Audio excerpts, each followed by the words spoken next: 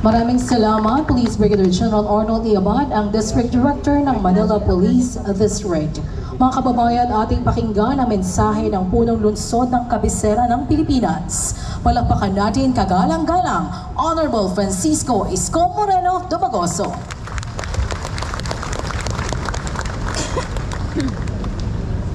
Morning, pare. Thank you.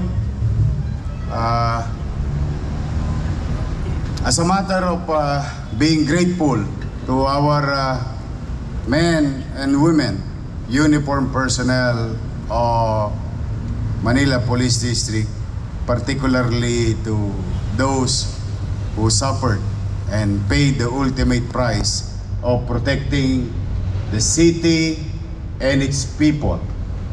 I ask each and every one of you to be of silent and offer a little prayer, or a prayer for our police in the city who did their job well.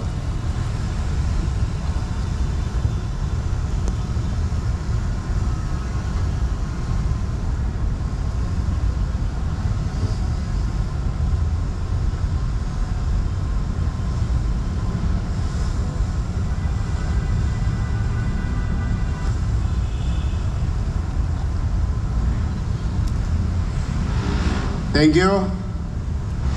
Ladies and gentlemen, once again, good morning. Good morning. Oh, masaya-masaya ako nung nakaraang Lunes, ha? I'm happy for you sa mga empleyado natin. Bagamat alam niyo nung mga panahon na yon, a few days before Monday, that November 17, medyo yung dalawang bola nandito na sa baba ko sa nervyos sapagkat ilang araw at ilang gabi na kaming hindi balisang-balisa kami ni Paul at ng ating mga ahensya ng gobyerno at mga staff.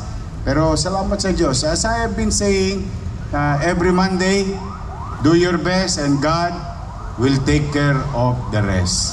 Nakaraos tayo. Masaya ako para sa inyo, lalo na sa mga nakatanggap na nung 13 month that cash gift. Tapos nawalan tayo ng hindi naman nawalan, naibigay natin yung 317 million, decide na naman. Akalain mo a few days before that may dumating tayong 120 million pesos. So that will go to our PWD naman and solo parents. So mga kasamahan ko na naglilingkod sa bayan, talagang kailangan lang maging mainam, masinop tayo, pagbutihan nyo lang. Tingin ko, mairaraos natin yung para tayo ngayong hand to mouth. Pag walang trabaho, walang sweldo, parang ganun yung gobyerno ng Maynila. But with the system that we created through the leadership of Levi Pacundo, Paul Vega, and soon by December 15, Attorney Chris Fernandez, like Saturday, it's a weekend. On a weekend, your city government gained 73 million pesos without even an office because people are paying online. Because of the system that we created in the past, that we revived when I assume July 1, or what you call EBOS. Now, through the initiative of the entire team in the City Assessor's Office, maybe by the end of the year,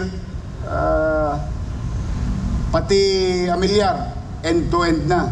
So kahit yung mga kababayan nating immigrant, OFW na may ari-arian sa Maynila, maaari na sila makabayad in the comfort of their home, wherever they are right now. So, sa aking mga kapwa empleyado, marami pa tayong obligasyon, pero marami na tayong nabawasan. Awa ng Diyos. Pero marami pa tayong obligasyon kakarapin, kaya kailangan ko ng tulong ninyo. To General Abad, congratulations. To the men and women uniformed personnel of the Manila Police District. Just so you know, and I think some of you watched this already, our crime efficiency rate rose to 9.2% in crime solution through the leadership of General Abad. At 10 na mga opisyalis natin sa MPD. Kaya naman talaga kinalulugod ko sapagkat alam nyo naman, ang minimum na gusto kong ibigay sa taong bayan, no? Ang Maynila maging maaliwalas. Ang Maynila maging panatag. Maaliwalas at panatag. Yung ibang serbisyo, pagka nakaluwag tayo, ratsa ng ratsa. Walang kuidaw. Wala nang second thought. We have to deliver services. But we owe it to each and every member of the Manila Police District. Or mas kilala nating mga batang Western nung araw. Yung mga taga-Western. Totoo po yung sinabi ng inyong general. Doon nakalagay sa pader, sa dingding ng United Nations sa headquarters. Nakasaad talaga doon. Yun ay isinulat ng mga ninuno ninyo, ng mga sinundan ninyo.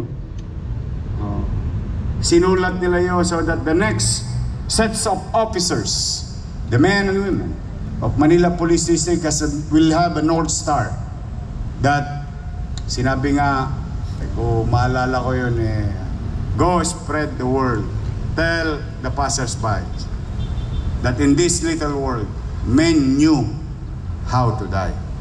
That is the epitome or yung tindig, yung dibdib, yung balbon sa dibdib ng mga Police Maynila na tinutularan sa buong bansa. Kami dito sa Maynila, ang lespo namin sumasalo ng tingga. Ganon ang natutunan namin kaming mga bata sa mga Police Maynila noon na siya namang bagay na dapat tularan ng mga pulis sa kasalukuyan. That we in the public service, sometimes we have to pay the price. Wala tayong magagawa dahil umaasa ang taong bayan. Ganon din ang ating mga sibilyan na naglilingkod sa bayan. Sometimes I ask you to go in the office kahit na yung kulog at kidlat talagang por Diyos por Santo. Minsan nalalagay na tayo sa alanganin, lalo na yung ating mga frontliner sa loob ng kasalukuyang sakuna. Nilulusong ko yan.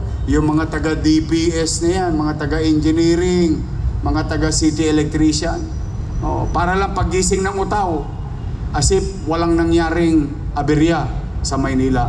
But during the night time that we are in the middle of our sleep or comfort of our home, may mga empleyado tayong kasama natin na sumasapo ng panganib. Kaya naman may maraming salamat din sa inyo. But today, I'm happy to report to you, mabiyaya na naman ang Maynila, siksik-liglig na naman. Meron naman tayong malaking donation na natanggap.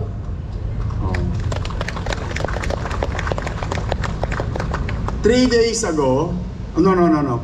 ago, nakatanggap tayo ng 28 million pesos worth of goods from La Filipina Uygongko. 850,000 corn beef ang ibinigay sa atin na delata, no? Na iniisip na namin kung paano bibigyan. Kasi on top of that, nairaos na ni Telma. Nairaos na. Ang bawat pamilyang Manileño magkakaroon ng pamasko sa darating na Disyembre.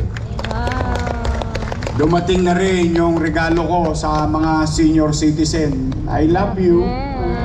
Yung mga lolo't lola ko. Lahat na sinimulan natin noong 2019. Bagamat talagang tukod na tukod tayo, na gagawa naman ng paraan.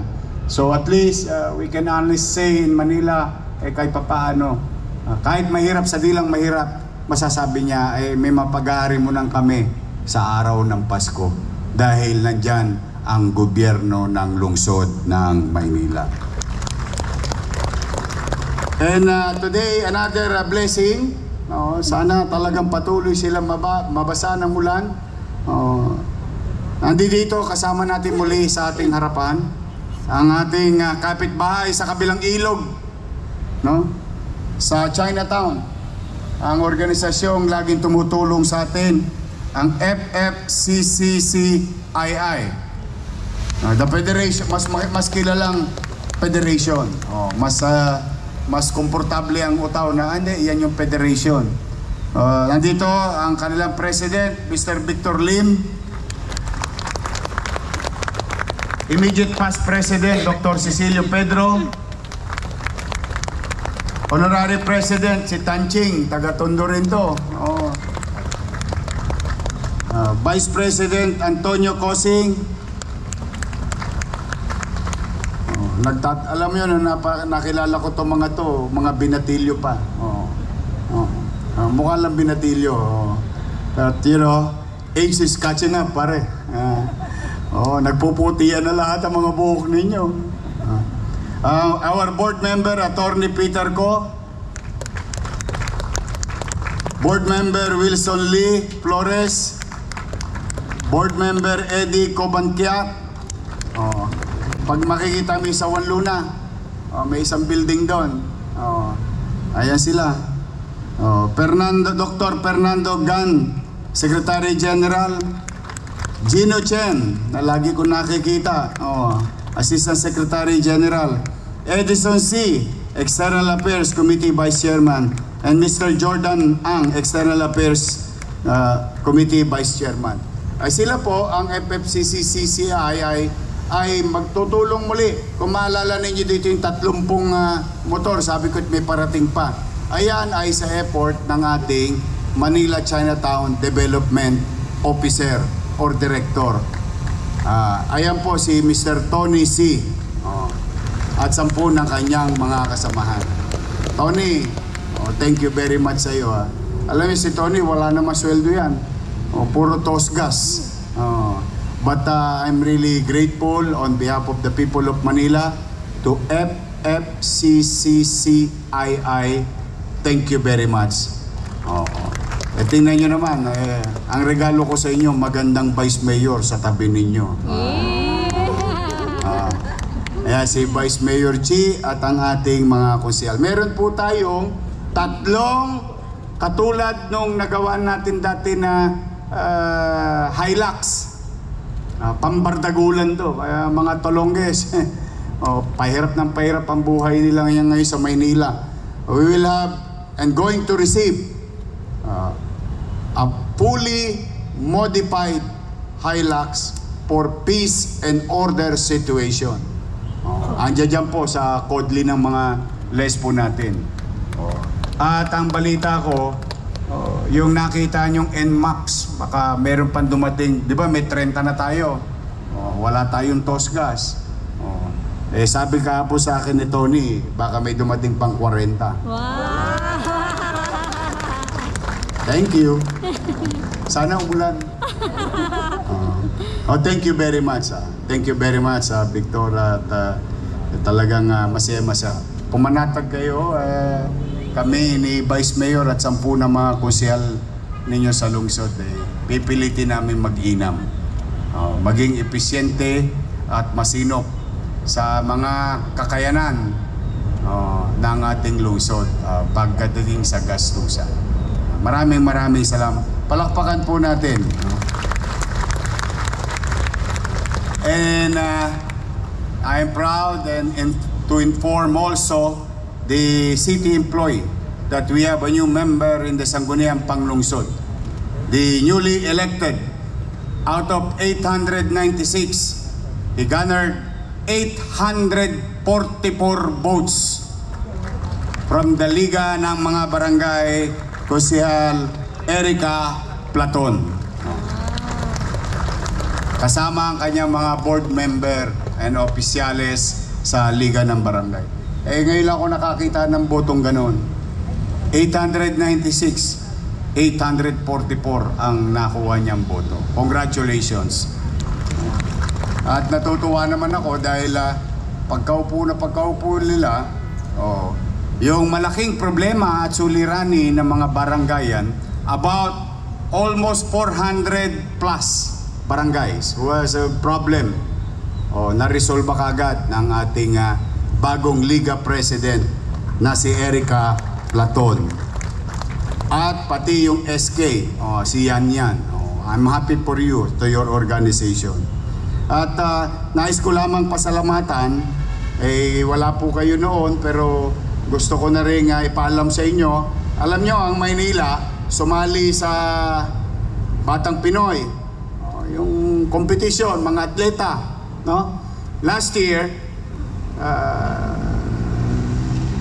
2024, tayo po ay nagkaroon ng gold medal. May isa po tayong gold medal. One gold medal. And we rank number 84. City of Manila. Rank number 84. Sa dulo ng walang hanggan. Malapit na. But through the initiative and leadership of Director Dale Evangelista, we participated again 2025 this year. From one gold medal, 40 plus gold medal ang nakuha ng lungsod ng Maynila. From rank number 84, we are now number 5. Papalakpakan natin yung mga kasama ni Dale Evangelista. Ayun.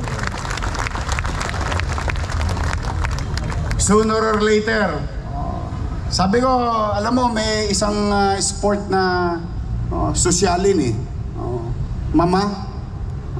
mamahalin. Sabi ko, baka pwede naman tayo sumali sa water polo. Sabi ko, ang dami natin swimming pool na pinagagana ngayon. Baka po pwede magkaroon tayo ng water polo team para mag-compete naman tayo worldwide. Kasi bihira ang isang lokal na pamahalaan na magkaroon ng water polo team dahil kailangan mo ng facility. But Victor, we have so much facility all over the city nowadays.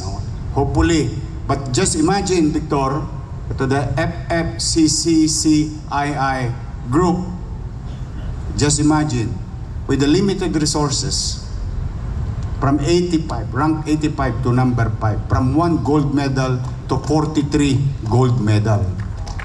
So that is, Pedro, ano tawag doon? 4,200% growth in 1 year. No? So there is future for mga batang Maynila bilang atleta. All they have to receive is assistance from the city government. And I would like to make mention of Burlington Industry Philippines. Thank you very much sa Burlington. Thank you sa inyo. At saka yung mga nag-sponsor, or ROC Group, Uno Restaurant, Gibosius, Firm Builders, Philippine Airlines, Joseph Yao, and Noselim. At sa ating mga coach at mga magulang.